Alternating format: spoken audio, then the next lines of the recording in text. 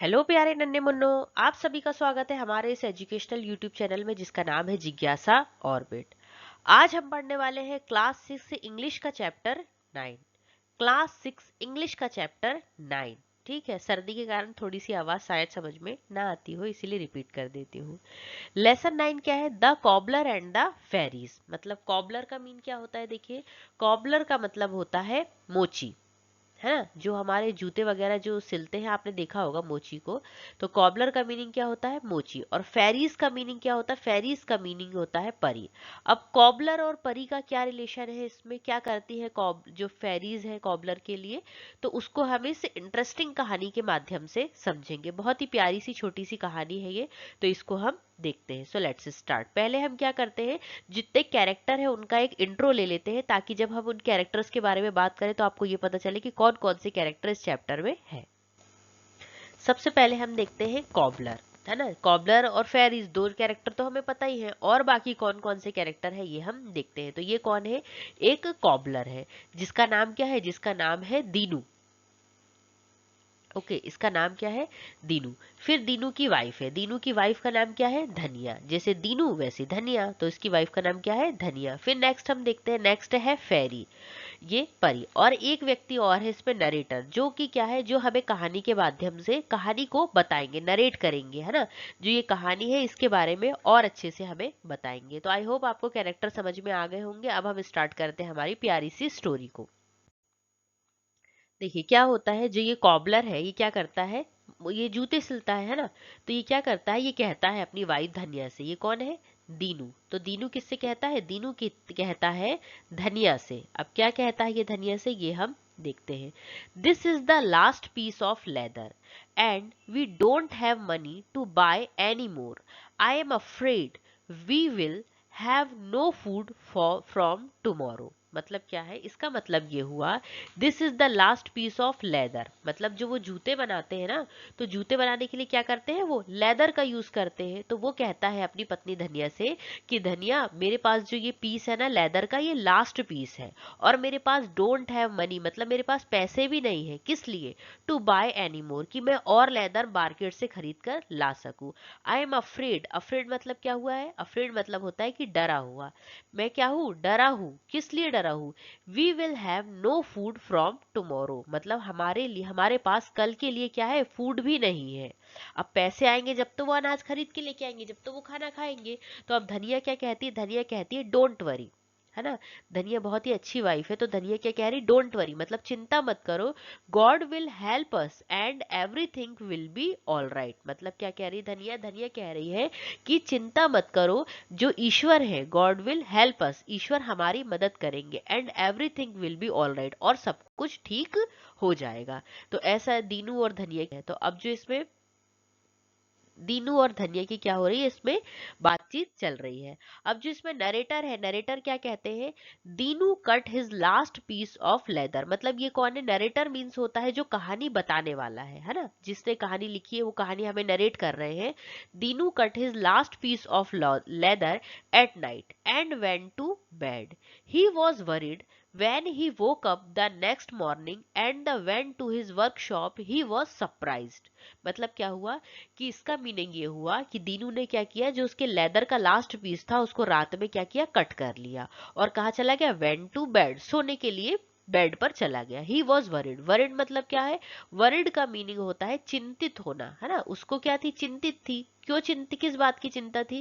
क्योंकि उसके पास पैसे भी नहीं थे, लेदर भी नहीं था, फूड भी नहीं था, तो इसीलिए वो परेशान था। वेन ही वोक अप, मतलब जब वो उठा, द नेक्स्ट मॉर्निंग, अगली सुबह जब वो उठा, and went to his workshop, और अपनी दुकान पर गया, ही वॉज सरप्राइज्ड, मतलब वो क्या हो गया? एकदम चौंक गया देखकर। तो अब वो क्या देखकर चौंक गया, ये हम देखते हैं। तो दीनू और दीनू क्या कहता है? धनिया धनिया। मतलब क्या है? धनिया उसकी वाइफ का नाम है, तो क्या कहता है? धनिया धनिया कम हेयर। मतलब वो सरप्राइज हो गया, तो सरप्राइज होकर उसने किसको बुलाया? धनिया को। लुक एट दिस, मतलब इनको देखो। अब वो क्या दिखा रहा है? A new pair of shoes shining bright. मतलब एक जूते के एक नए जोड़े बने हुए हैं, पेयर ऑफ शूज, है ना। शूज को हम किस में देखते हैं? पेयर में, क्योंकि दो होते हैं। शाइनिंग ब्राइट, जो कैसे? चमक रहे थे। तो धनिया क्या कहती है? दे आर ब्यूटीफुल, मतलब ये कैसे है? सुंदर है। I knew everything would be all right, कि मैं जानती थी। न्यू मतलब क्या है, जानना। न्यू जो है वो नो का क्या होता है, second form. No, new, new, है ना। तो ये फर्स्ट फॉर्म है और न्यू जो है वो सेकंड फॉर्म है। I knew everything would be all right, मैं जानती थी कि सब कुछ ठीक हो जाएगा। But who made this shoes for अस, मतलब जो ये शूज हैं ये किसने हमारे लिए बनाए हैं। तो अब ये दीनू और धनिया की ऐसी बातचीत चल रही है। तो अब क्या होता है, दीनू क्या कहता है, दीनू कहता है आई डोंट नो। अब भाई मैं तो लेदर काट के चला गया था सोने के लिए, तो मुझे क्या पता कि किसने बनाया। तो दीनू क्या कहता है, दीनू के आंसर देता है धनिया को कि आई डोंट नो, मुझे नहीं पता है। फिर उसके बाद जो नरेटर है, फिर नरेटर क्या बताते हैं, नरेटर कहते हैं Dinu went to market and sold the shoes. He bought more leather with the money. That night also he cut the leather for shoes and found them sewn and ready in the morning. The same thing continued night after night. मतलब क्या हुआ, narrator कहते हैं, जो कहानी बता रहे हैं वो कहते हैं कि Dinu went to market, Dinu कहाँ गया, मार्केट गया, और उसने क्या किया, जो तैयार ब्राइटिंग शूज थे उनको बेच दिया। ही बॉट मोर लेदर, उन्होंने क्या किया, और लेदर खरीदा, विथ द मनी, जो उनके पास पैसे मिले थे जूते को बेचने से, जो उन्हें पैसे मिले थे उसने क्या किया, एक और लेदर उनने खरीद लिया, जितने पैसे थे उतना लेदर खरीद लिया। That night also he cut the leather, मतलब उस रात भी उसने क्या किया, लेदर को कट किया, किसके लिए, शूज बनाने के लिए। And found them स्यून and ready in the morning, और अगली सुबह उठकर फिर देखता है तो क्या है, शूज फिर रेडी होते हैं। द सेम थिंग कंटिन्यूड, मतलब कंटिन्यूड का मीनिंग क्या होता है, लगातार। ये सेम जो थिंग थी ये लगातार चलती रही, नाइट आफ्टर नाइट, मतलब हर रात यही प्रोसेस चलती रहती थी। अब क्या होता है, अब देखिए क्या होता है, अ फ्यू डेज लेटर, मतलब कुछ दिनों बाद। अब कुछ दिनों तक तो यही चलता रहा कि भाई दीनू लेके आ रहा है लेदर को काट के रख दे रहा है, और सुबह उसको तैयार शूज मिल रहे हैं। फिर उसके बाद क्या हुआ, कुछ दिनों तक लगातार यही चलता रहा। फिर कुछ दिनों बाद क्या होता है, दीनू और धनिया फिर बातचीत करते हैं। तो दीनू क्या कहता है, how can this be true, after all who makes the shoes for us, let us hide behind the door tonight and find out who our friends are. मतलब क्या कह रहा है, ये दीनू कहता है how can this be true, मतलब ये कैसे सच हो सकता है, आफ्टर ऑल, आखिरकार ये कैसे सच हो सकता, सॉरी, ये कैसे सच हो सकता है, after all who makes the shoes, मतलब हमारे लिए शूज बना कौन रहा है। Late us hide behind the door, मतलब आज हम क्या करेंगे, चलो ऐसा करते हैं कि हम क्या करेंगे, डोर के पीछे छुप जाएंगे। And find out who our friends are, और ये देखेंगे कि कौन हमारा ऐसा दोस्त है जो हमारे लिए इतना अच्छा काम कर रहा है। अब क्या होता है कहानी में आगे, दीनू और धन्या ने डिसाइड कर लिया है कि अब वो क्या करेंगे, छुपकर देखेंगे रात में कि कौन उनके लिए आखिरकार शूज तैयार कर देता है, कौन उनके फ्रेंड है जो उनके लिए इतना अच्छा काम कर रहे हैं, उनकी मदद कर रहे हैं। तो नरेटर आगे बताते हैं, जो कहानी है, कहानीकार है, वो बताते हैं that night they hide behind the door and waited. After some time as they saw 5 fairies enter their workshop. They were carrying tiny cobbler tools in their hands. They sang and danced as they sat down to make the shoes. मतलब क्या है, जो दीनू और धनिया है वो क्या कर रहे हैं, वो छुपकर देख रहे हैं। और क्या देख रहे हैं, वो ये देख रहे हैं कि उनकी शॉप पर 5 fairies आई है ना। और वो क्या कर रही है 5 fairies, that night they hide behind the door and waited, मतलब क्या हुआ, वो दरवाजे के पीछे छुप गए और वेट करने लगे। After some times as they saw 5 fairies, मतलब कुछ देर के बाद वो क्या देखते हैं, after some time they saw 5 fairies enter their workshop, मतलब जो ये 5 परियां हैं ये क्या करती है, इनकी वर्कशॉप पर, इनकी दुकान पर आती है। दे वर कैरविंग, कैरविंग का मीनिंग क्या होता है, इसका मीनिंग होता है नक्काशी करना। मतलब नक्काशी का मीनिंग क्या होता है कि किसी भी, जो जैसे वो क्या करते थे, शूज बनाते, तो लेदर को क्या करना, एक शेप में काटना और फिर उसको क्या करना, एक डिजाइन देना। है ना। तो जैसे लकड़ी पे भी नक्काशी की जाती है और भी बहुत सी चीजों पे नक्काशी की जाती है, तो ये किसके लिए करते थे, शूज के लिए करते थे।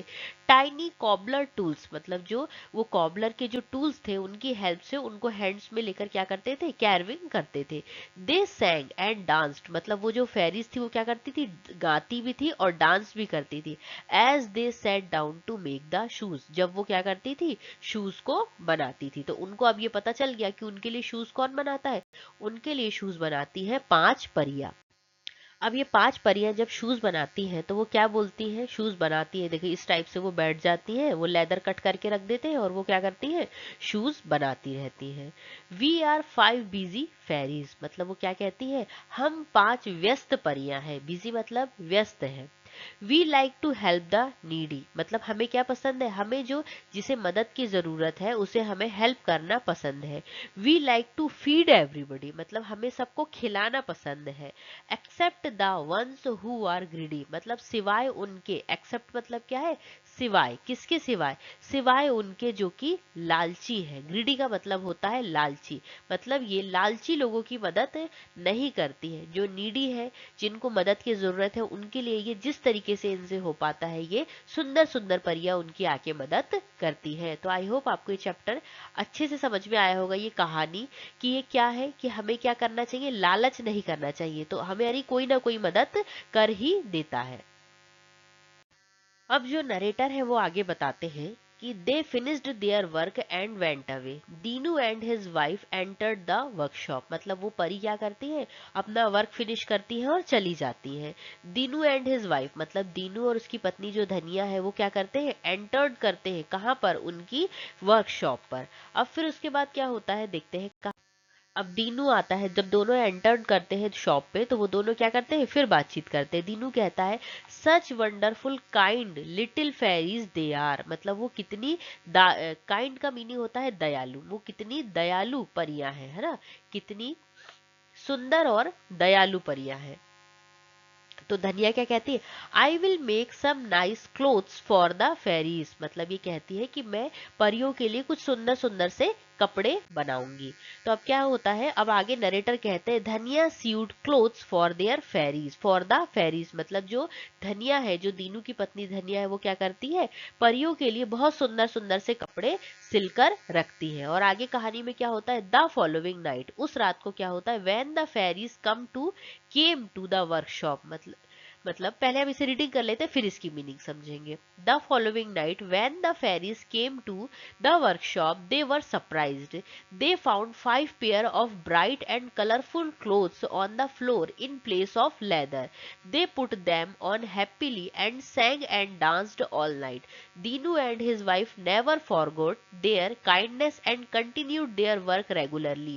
They lived happily ever after, मतलब क्या हुआ, उस रात को, the following night, they when the fairies came to the workshop, जब परियां आती हैं वर्कशॉप पर तो उनको क्या मिलता है, वो परियां ही सरप्राइज हो जाती, जैसे दीनू सरप्राइज होता है ना, वैसे परियां सरप्राइज हो जाती, उन्हें क्या मिलता है, दे found 5 pairs of bright and colourful clothes, मतलब उन्हें on the floor in place of leather, मतलब उन्हें क्या मिलता है, लेदर की जगह पर फ्लोर पर 5 जोड़ी चमकदार और रंग बिरंगे कपड़े मिलते हैं।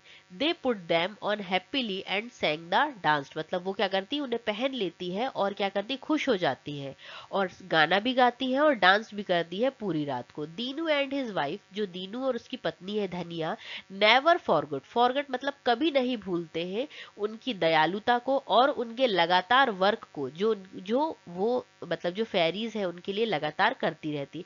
They lived happily ever after, मतलब और वो क्या करते हैं, हमेशा उसके बाद वो खुशी खुशी रहने लगते हैं। फिर नेक्स्ट इसमें एक कोट लाइन लिखी हुई है, क्या है, an honest person is the noblest work of God, मतलब ऑनेस्ट, ऑनेस्ट मतलब क्या होता है, ईमानदार, ईमानदार, जो एक ईमानदार व्यक्ति है ना, वो क्या है, गॉड का नोबलेस्ट वर्क है, मतलब जो गॉड का सबसे क्या है, नेक काम है एक ईमानदार व्यक्ति। ठीक है, वैसे भी क्या है, आजकल ईमानदारी बहुत कम देखने को मिलती है, लेकिन जो ईमानदार है उसकी ईश्वर किसी न किसी रूप में जरूर मदद करते हैं। और ईमानदारी क्या है, एक नैतिक गुण है जो हमारे अंदर होना ही चाहिए। हमें हर परिस्थिति में ईमानदार होना चाहिए। तो आई होप आपको ये छोटी सी प्यारी सी नन्ही सी कहानी समझ में आई होगी। नेक्स्ट वीडियो में हम इसके एक्सरसाइज क्वेश्चंस को सॉल्व करेंगे। तो आपको the cobbler and the fairies अगर स्टोरी समझ में आई हो तो वीडियो को लाइक करें, शेयर करें, चैनल को सब्सक्राइब करें। Thank you. हंसते रहे, मुस्कुराते रहे। जय हिंद, जय भारत।